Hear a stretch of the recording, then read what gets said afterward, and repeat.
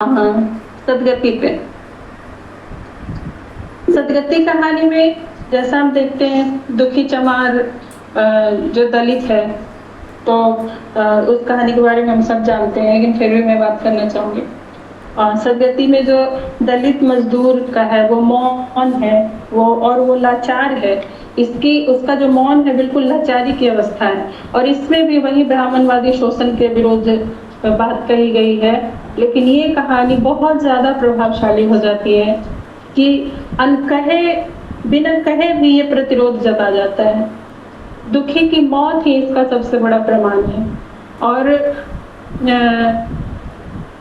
बिना कुछ मतलब वो जाता है उसके यहाँ अपनी बेटी की शादी के लिए मुहूर्त निकलवाने।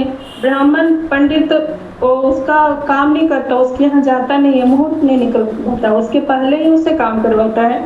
लकड़ी और भूसा और क्या क्या वगैरह वगैरह जितना भी काम है वो काम करना है, पहले काम पूरा करो, फिर जा करके हम तुम्हारा मुहूर्त निकालेंगे। और वो लकड़ी काटते काटते शाम होते होते तक भूखा प्यासा बंदा दुखी वो मर जाता है, और उसकी मौत की दुर्गति होती है। बाद में वो ब्राह्मण ही उसको उस शव को वहां से हटाता है। ये जातिवादी के खिलाफ भी एक आवाज है, लेकिन जो मूक आवाज है वो दुखी का है। उसकी मौत ही उसका सबसे बड़ा प्रतिरोध है, जो कि बिना बोले ही प्रकट होता है।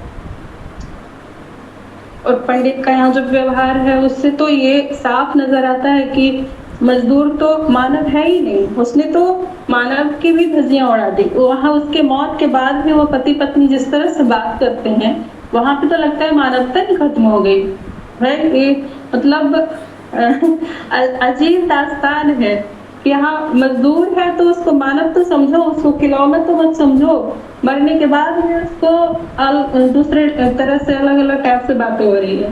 तो इस तरह से ये चीजें यहाँ दिखाई गई। तीसरी कहानी है कफन।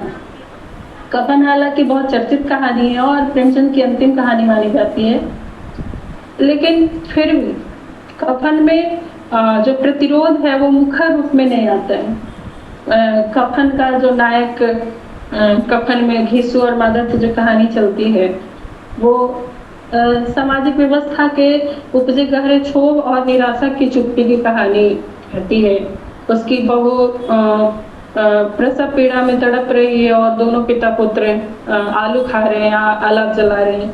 और ये जो मौन है उसकी, ये कोई भावुक करना का मौन नहीं है, बल्कि समाज की अमानवीयता से उपजे हुए आत्म परित्याग का मौन है।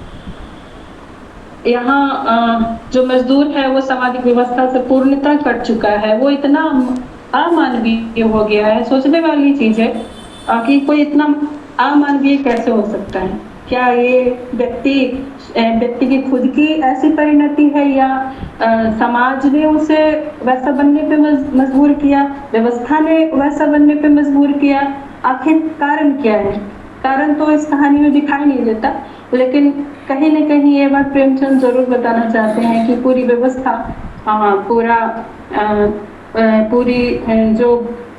पूरी जो हमारी वैसी व्यवस्थाएं हैं, पूरी जो राष्ट्रीय